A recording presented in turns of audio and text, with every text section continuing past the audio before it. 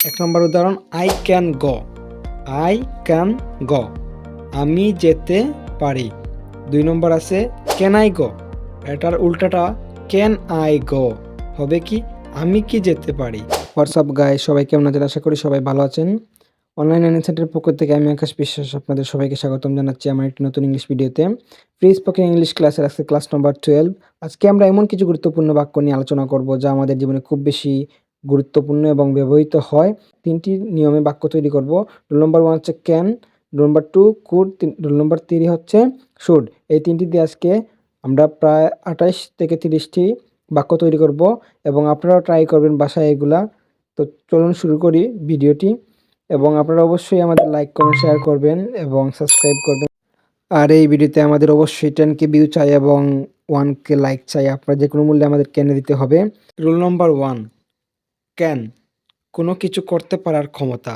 Can অর্থ পারা, can এখানে ব্যবহৃত হয়েছে কোনো কিছু করতে পারার ক্ষমতা।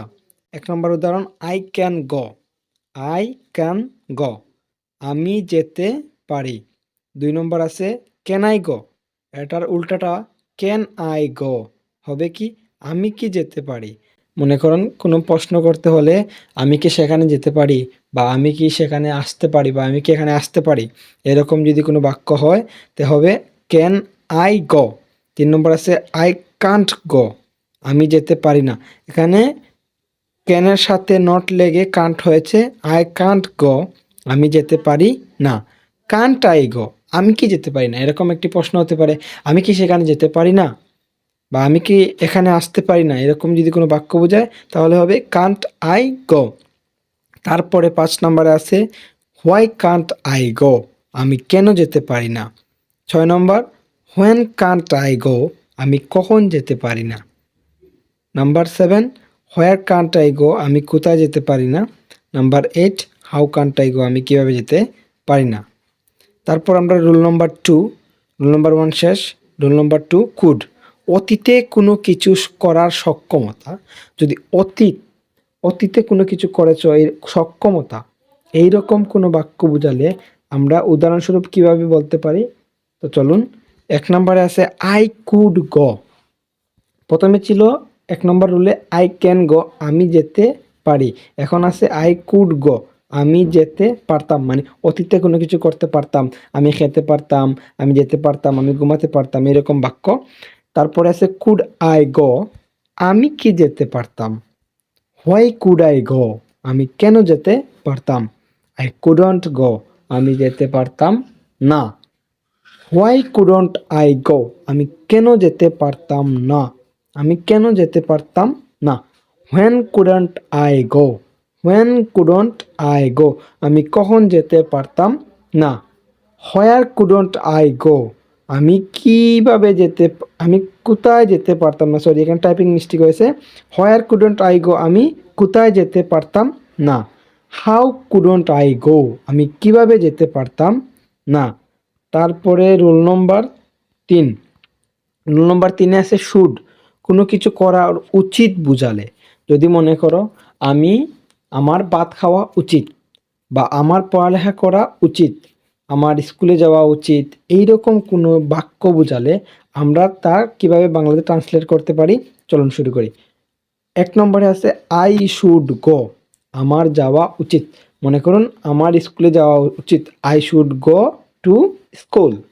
২ নম্বরে আছে শুড আই গো, আমার কি যাওয়া উচিত। হোয়াই শুড আই গো, আমার কেন যাওয়া উচিত। হোয়াই শুড আই গো দেয়ার, আমার সেখানে কেন যাওয়া উচিত। বা why should I go to school, আমার বিদ্যালয়ে কেন যাওয়া উচিত।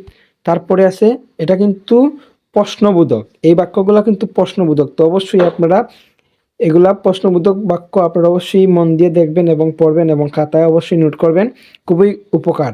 এইগুলা আমাদের দৈনন্দিন জীবনে খুব ব্যবহৃত হয়, এজন্য আমরা এই ভিডিওটি বানিয়েছি।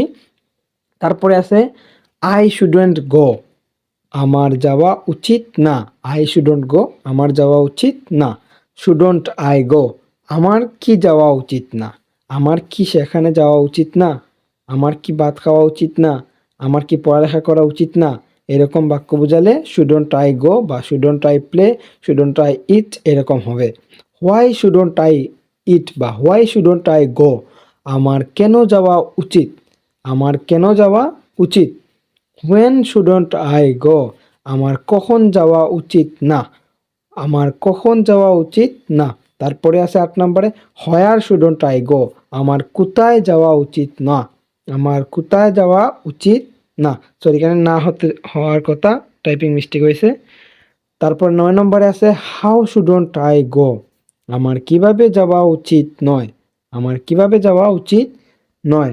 তো আমি প্রায় 27 থেকে 28টি বাক্য তৈরি করলাম এই 3টি রুল দিয়ে, ক্যান, কুড, শুড দিয়ে। আপনারা অবশ্যই বাসায় ট্রাই করবেন এবং এই যে যেগুলো আমি পড়িয়েছি আপনারা অবশ্যই এগুলো নোট করবেন এবং ট্রাই করবেন বাসায়।